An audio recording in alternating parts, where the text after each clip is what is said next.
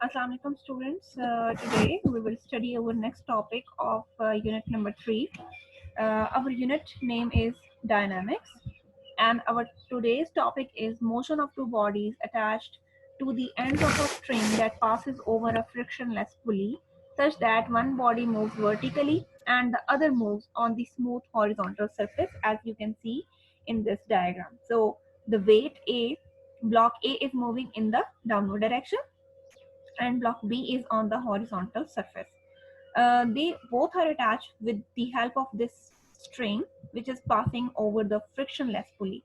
In previous case we have also take this pulley frictionless and the string weightless, and in this case also the pulley is frictionless. So we will consider these two bodies of mass m1 and m2 respectively. Body A have mass m1 and body B have mass m2, and they are attached to the end of the inextensible string as shown in the figure 3.13. This is a figure from your book 3.13. Inextensible string means that when both of the masses of block A and block B are attached to the strings, and they will apply the force, the length of the string will not change. That is the mean of inextensible.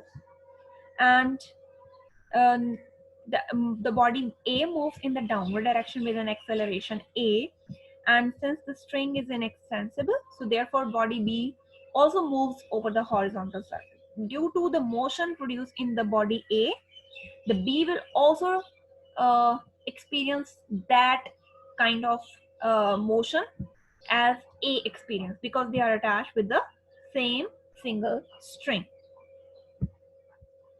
So as the pulley is frictionless, hence the tension T will be the same throughout the string. The tension in the string for body A and for body B will be same. Now we will consider the forces which are applied on body A, and further we will consider the forces which are applied on body B. So here we will discuss the forces which are applied on body A. There are only two forces which are applied on body A, the weight of the block and tension. The weight of the block is acting downward, and tension is applied on the in the upward direction. So weight and tension are both in the opposite direction. As in the first lecture we have discussed that if weight and tension are equal, then the body will not move in the downward direction, either in the upward direction. It will be static, just like a picture hanging on the wall with the help of string. uh, it is not moving because the tension in the string in the picture of the picture is equal to the weight of that picture. So that's why the picture on the wall will be static and it will not move in either direction. But in this case, the body A is moving in the downward direction because tension and weight are not equal. So according to the trichotomy property, if two properties are not equal, so there will be an inequality. So here inequality will be considered and weight will be greater than tension. So weight is greater than tension. That is why block is moving in the downward direction, because tension is not enough to hold that weight. So the net force acting on the body will be can be found by adding these two forces, weight and tension. But tension will be taken as negative because weight and tension are in the opposite direction. So when we are considering the forces which are applied on the opposite direction, the one force must be negative. So tension is negative. Weight is replaced by m1g because we know that W is equals to mg. So here we are considering the mass 1. That's why we write 1 with the mass. So F1 is equals to m1g minus t. This is your equation number A. Now we'll write the Newton's second law of motion for body A, as Newton's second law of motion is F is equals to ma. So F1 will be equals to m1a. So by comparing the equation A and B, we will get m1g minus t is equals to m1a, which is equation number 1. Now we will find the force forces acting on the body B. So from the diagram, it is clear that three forces are acting on body B. Number one, weight. Number two, the reaction of the table in the upward direction, and tension with the horizontal. So these are the directions drawn. That reaction is in the upward direction, weight is in the downward direction, and tension is in the horizontal. It is also clear from this diagram that, as you can see here, reaction is in the upward, weight is in the downward. So weight and reaction are opposite but equal. So they will cancel each other. So as weight and reaction are opposite and equal, so one of those must be negative, and reaction will be cancelled with the weight. So F2 will be equals to only tension. This is your equation number C. Now we will write the Newton's second law of motion for body B. As Newton's second law of motion is F is equals to ma, and for body B it will be written as F2 is equals to m2a. We will compare the equation number C with the D, as the left hand side of both equations is equal, so that's why right hand side must be equal. So we will remain with tension is equals to m2a. This is your equation number 2. Equation number 1 we derived from for body A, and equation number 2 for body B. So now by using these two equations we can find the acceleration and the value of tension for this system. Firstly, acceleration. By adding equation number 1 and 2, the left hand side of the equation number 1 will be added into the left hand side of equation number 2, and right hand side of the equation number 1 will be added into the right hand side of the equation number 2. So this is the left hand side of the equation number 1, and this is right hand side of the equation number 1. So we will add these two. We will get m1g minus t plus t, and m1a plus m2a. So at the right hand side, a is as a common. We will take a as a common. We will get m1 plus m2 into the bracket and a as a common. And here tension T have positive and negative sign both, so they will be cancelled. And m1g will be equals to m1 plus m2a. Now dividing m1 plus m2 on the both sides, we will get the value of acceleration as m1 divided by m1 plus m2 into g. So next we will find the tension.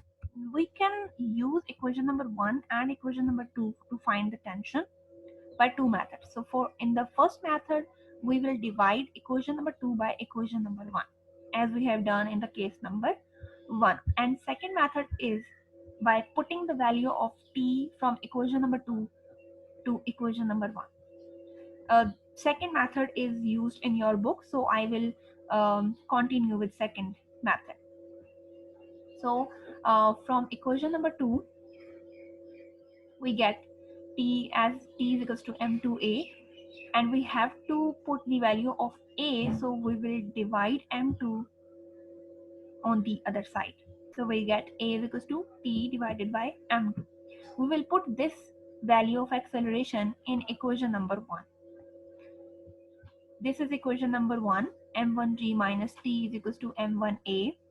So at the place of a, we will put the value t divided by m2 and cross multiply m2 on the other side.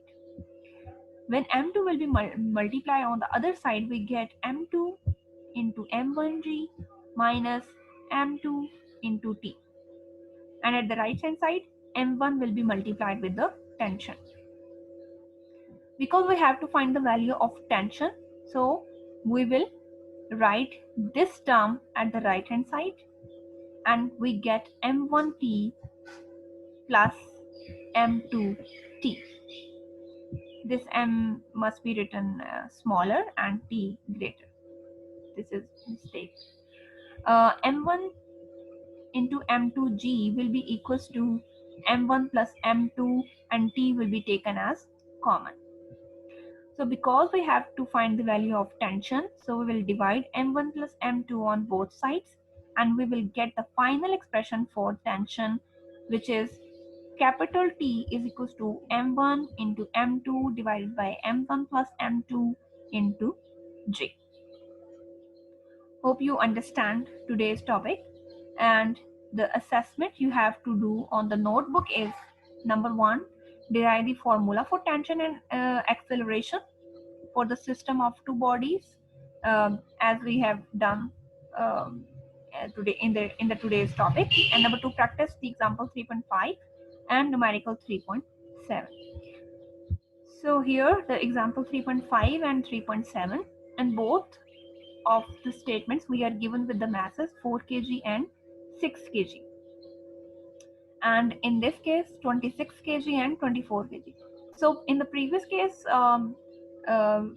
you can take m1 m2 to any of the given mass, but in this case when the one body is on the horizontal surface, we must uh, be very careful in taking mass m1 and m2.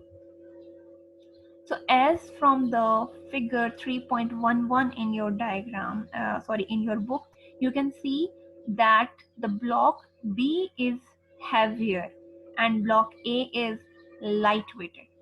So from the statement, you have to check that which mass is M1. M1 will be which is moving vertically, and M2 will be on the horizontal surface. So here, as you can see, that it is written that the mass 6 kg is moving over a frictionless horizontal surface. So 6 kg is mass 2, that it is block B, and 4 kg is moving vertically. So from here we can take a hint that it is mass 1. And in 3.7, two masses 26 kg and 24 kg are attached to the end of the string, which passes over a frictionless pulley. So 26 kg is lying over a smooth horizontal table. So it means the 26 kg value is m2, and 24 Newton mass is moving vertically, so that's why it is taken as m1. So we have to find the acceleration and tension in both of the cases. Acceleration is equals to m1 divided by m1 plus m2 into g, and tension is equals to m1 into m2 divided by m1 plus m2 into g. So we just have to put the values of m1 and m2 in these formulas, and we have to calculate the values. So after calculation, you will get acceleration is equals to 4 meter per second and tension is equals to 24 newtons. And in numerical 3.7, again you just have to put the values of masses into the tension and acceleration formulas, and after calculation you can find the value of tension and acceleration. Here tension is 124.8 newtons, and you after rounding off you can write it as 125 newtons, and after the calculations of acceleration we can get 4.8 meter per second square acceleration in the body. So acceleration and tension is same for both of the bodies. This is our today's topic, and hope you understand.